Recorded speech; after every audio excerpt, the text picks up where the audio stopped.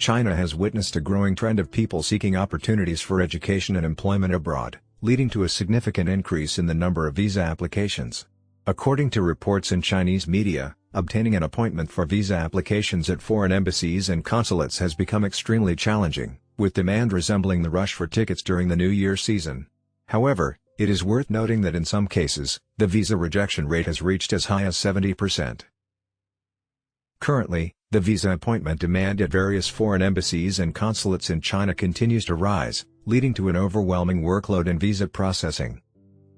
According to a report from Zhao Shenwan on May 18, many travel agencies have been sharing two pieces of news: the appointment situation for B-category visas, non-immigrant tourist/business visas for short-term stays in the United States, in the Shanghai Consular District is booked up until the end of October, and the visa appointment time for France is scheduled as far out as August. Zhejiang Weihai Kong International Travel Company, Limited has declined over 100 European and American visa applications within the past 15 days.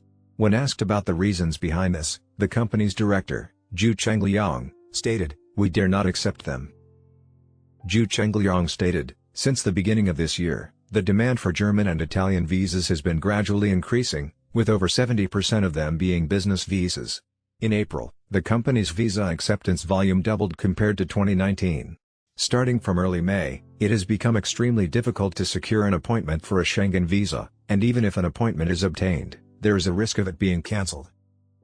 Hangzhou Overseas Travel Company's general manager, Zhang Bo, mentioned that many people come to inquire about visa services, but it is difficult to secure an appointment with the consulate. As a result, they usually have to decline the requests. The ability to secure visa appointments has become an important criterion for assisting clients with their outbound procedures during this period.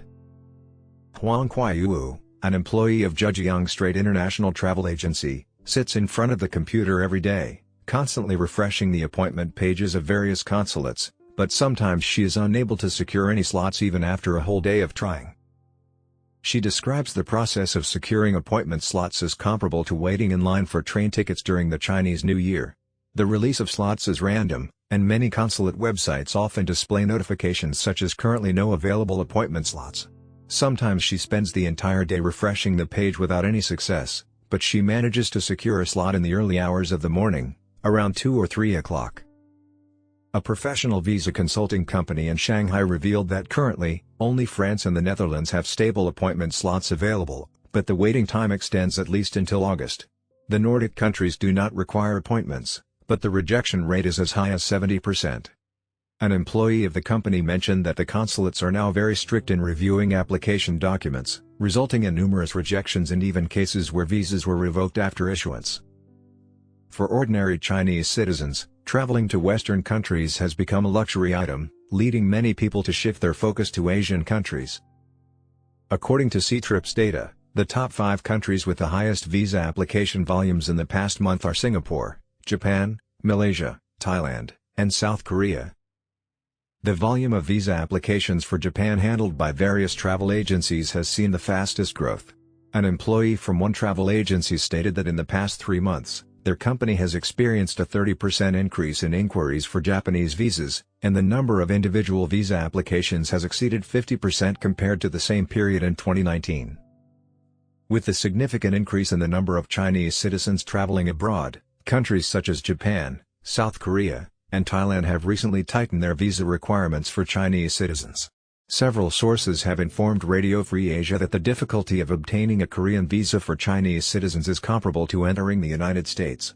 Thailand has also reduced the visa-free period for Chinese citizens to 15 days upon arrival. According to a travel agency in Zhejiang province that handles visa applications for single-entry tourist visas to Thailand, starting from May 8, Thailand has increased the requirements for visa applications. Applicants are now required to provide 6 months of bank statements, with a minimum daily balance of no less than 20,000 units of the local currency. Under the difficulties in obtaining visas, many Chinese citizens are resorting to various means to leave the country.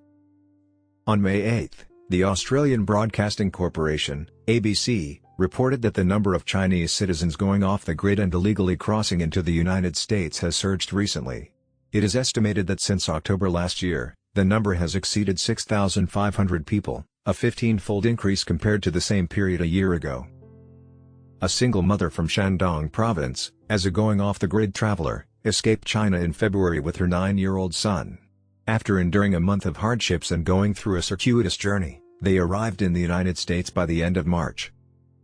She said, "Sometimes, when I was facing the most difficult moments on the journey, I wondered if I should go back. But when I think about the Communist Party, I am determined not to go back. They treat us like livestock, wanting your organs, they can just pull you out and cut them off, empty your bank account." According to a report by VOA, a runaway from the post-80s generation named Xiao Wang said that he used to run a small business in China, but the 3-year pandemic and lockdowns had a significant impact on his life. The pressure of survival in China became too overwhelming, and obtaining a US visa was very difficult. He felt helpless and chose to become a runaway.